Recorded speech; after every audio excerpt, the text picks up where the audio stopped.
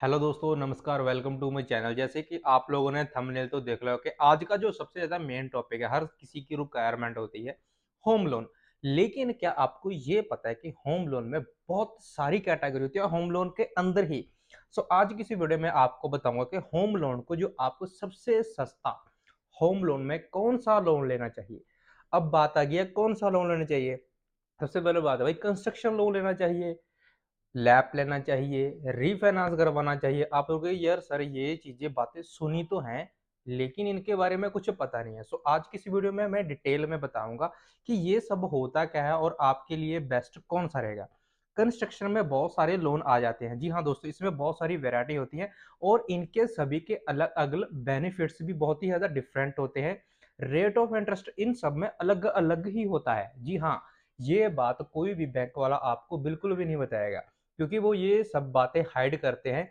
वो चाहते हैं कि आपको भाई ज़्यादा ब्याज वाला, जिसको हम बोलते हैं रेट ऑफ इंटरेस्ट वाला, लोन दे दे, क्योंकि आपको पता नहीं होता कि मार्केट में ये सब भी होता है कि नहीं होता। आज की वीडियो को प्रॉपर जरूर देख लेना, और इस वीडियो के देखने के बाद मैं आपको 100% श्योरिटी देता हूँ कि आप अच्छे से डिसाइड कर पाओगे कि आपके लिए होम लोन कौन सा बेस्ट रहेगा। सबसे पहले कंस्ट्रक्शन लोन की बात कर लेते हैं। कंस्ट्रक्शन लोन जैसे कि आपने किसी ने घर बनाना है, या आपका घर आधा बना हुआ है, आपने कंप्लीट करना है, ठीक है, उसको हम बोलते हैं कंस्ट्रक्शन लोन। उसके अंदर आपको घर बनाने के लिए पैसा मिलेगा और जो आपका काम पेंडिंग पड़ा है उसको कंप्लीट करने के लिए पैसा मिलेगा। लेकिन वो पैसा मिलेगा आपको पहले काम शो करना पड़ेगा। जैसे कि आपने भाई शुरू से ही घर बनाना है कंस्ट्रक्शन लोन के लिए, सबसे पहले आपको जो थोड़ी थोड़ी दीवारें निकालनी होगी, उसके बाद आपकी फर्स्ट पेमेंट आएगी, उसके बाद आएगी। पहले आपको बिल्कुल भी नहीं है, वो होगी वन इंस्टॉलमेंट, जो उसको होता है बेस। जैसे कि आपको अप्रोक्सीमेट करें 10-12 लाख का आपका लोन है अंडर कंस्ट्रक्शन के, उसका रेट ऑफ इंटरेस्ट अलग होगा, उसका प्रोसेस अलग होगा। आपको फर्स्ट इंस्टॉलमेंट इसमें मिल जाएगी अप्रोक्सीमेट 1 से 1.5 लाख। उसके बाद आपको थोड़ी दीवारें और उठानी होंगी, ठीक है, ऊपर हम लेंटर बोल देते हैं, वो डालना पड़ेगा। उसके बाद सेकंड इंस्टॉलमेंट आएगी। उसके बाद थोड़ा बहुत जैसे जैसे मतलब आप काम करते जाओगे वैसे वैसे हिसाब से आपको इंस्टॉलमेंट मिलती जाएगी। कंस्ट्रक्शन लोन के लिए जो रेट ऑफ इंटरेस्ट आज के टाइम 2023 में चल रहा है बैंक की तरफ से, वो स्टार्ट हो जाता है अप्रोक्सीमेट 8% टू चला जाता है 14%। वो डिपेंड करता है आपकी जॉब प्रोफाइल पे। अगर आप एक गवर्नमेंट एम्प्लॉय हो, आपका सिबिल स्कोर वगैरह बिल्कुल सही है, तो आपको 8% पे भी कंस्ट्रक्शन लोन मिल जाएगा। तो उसके बाद हमारा जो सेकंड पॉइंट पे आता है LAP, जिसको हम बोलते हैं लैप लोन। ये भी एक कैटेगरी है होम लोन की। लेकिन लैप लोन कभी भी भूल जिंदगी में कभी भी अगर आपके पास घर है ना, तो उस पे अगर बैंक वाले ये बोलते हैं सर हम इस पे लैप कर देते हैं, ठीक है, आपको पता नहीं चलेगा कि यार लैप होता है क्या। आपको लगेगा कि शायद होम लोन है। लैब में कभी भी टैक्स की जो हमारी बचत होती है, जिसको हम बोलते हैं अभी टैक्स डिबेट हो जाएगा, वो बिल्कुल भी नहीं होता। तो भूलकर भी जो आपकी पर्सनल प्रॉपर्टी है, पर्सनल प्रॉपर्टी के ऊपर लैब कभी मत कराना। लैब की फुल फॉर्म होती है लोन अगेंस्ट प्रॉपर्टी। आपके पास कंप्लीट घर है या हाफ घर है, ठीक है, उसके ऊपर लैब में आपको फुल पेमेंट तो मिल जाएगी, लेकिन वो आपके लिए बिल्कुल भी बेस्ट रहेगा।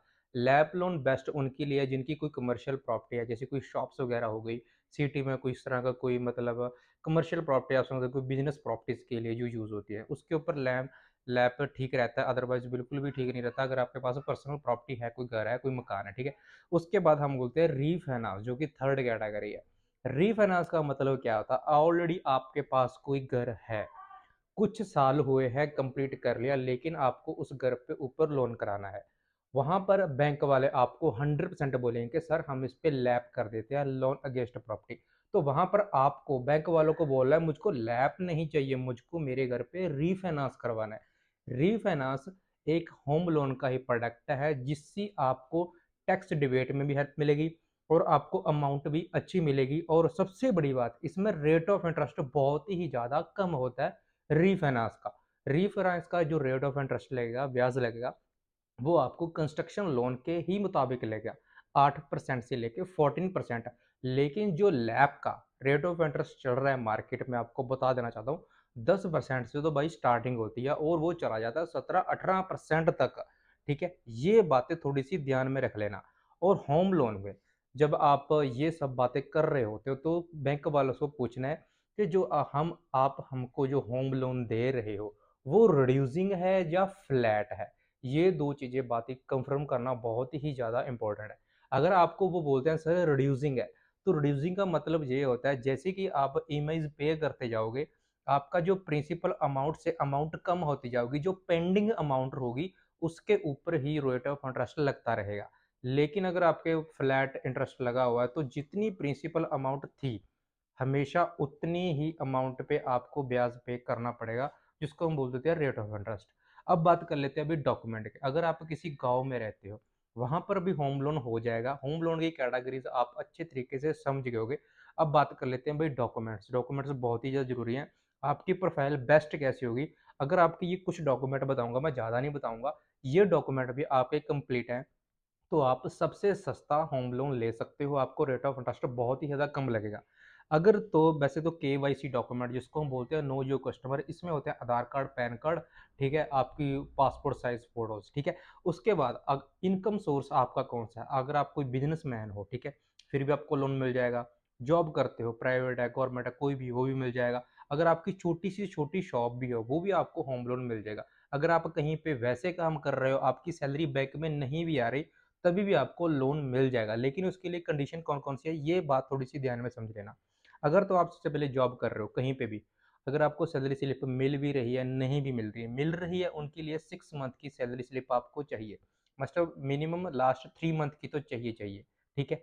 ये बात कन्फर्म कर लेना, लास्ट के 3 मंथ की सैलरी स्लिप लगेंगी और 1 साल की बैंक स्टेटमेंट लगेगी जिसमें आपकी सैलरी आ रही है।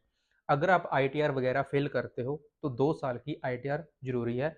उससे हेल्प क्या मिलेगी, आपको रेट ऑफ इंटरेस्ट कम लगेगा, आईटीआर की हेल्प से, ठीक है? अगर आपका कोई पुराना लोन चल रहा है, तो उसकी 1 साल की स्टेटमेंट निकलवा लेना, ठीक है? ये बातें जो जॉब कर रहे हैं, जिनकी सैलरी अकाउंट में आ रही है और जो मेरे भाई जॉब कर रहे हैं, लेकिन उनकी सैलरी बाय कैश है, तो वो जहाँ पर काम कर रहे हैं, वहाँ पर रिटन में प्रूफ़ ले लें, उनकी लेटर पैड के ऊपर आपका नाम ये है, आपका एड्रेस ये है, आपकी मंथली सैलरी ये है, ठीक है? वहाँ पर वो 3 मंथ की रिटन में लेटर पैड के ऊपर वो बनवा लें और कम से कम 1 साल की बैंक स्टेटमेंट ज़रूरी है, ठीक है? उसके साथ ही बाकी डॉक्यूमेंट सेम है, Aadhaar, group card, PAN card, gold loan चल रहा है उसकी स्टेटमेंट। अगर आप कोई बिज़नेसमैन हो, आपके पास कोई शॉप है, ठीक है? तो सभी बोलते हैं कि आपके पास स्टॉक अच्छा होना चाहिए, तो उस कंडीशन में आपकी बिज़नेस जो भी है उसकी फ़ोटोज़ लगेंगी, ठीक है? आप स्टॉक के साथ फ़ोटोज़ अटैच करें थे, वेरी मतलब इम्पोर्टेंट अच्छा भी रहेगा, ठीक है? उसके अलावा आईटीआर तो बिज़नेस वगैरह वाले फ़िल करते हैं। शॉप आपकी कहीं पे वो शॉप का जो आपका बिजली का बिल है, वो साथ में लगा देना। अगर आपके पास शॉप रेंट पे भी है, तो रेंट एग्रीमेंट चल जाएगा, आपकी शॉप आपकी होना कोई कंपल्सरी नहीं है।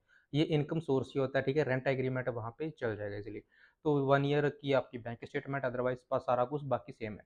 उसके बाद प्रॉपर्टी डॉक्यूमेंट की बात कर लेते हैं। अगर आप गाँव में हो, प्रॉपर्टी डॉक्यूमेंट क्या चाहिए गाँव में जो घर की होती है वो रजिस्ट्री वगैरह होती है, फ़र्द होती है, ठीक है? और उसके साथ-साथ आपको एक मैप तैयार करवाना पड़ेगा। तो गाँव में बहुत सारे मैप नहीं तैयार करवाते जिसको हम बोलते हैं हाउस मैप, ठीक है? मकान का नक्शा।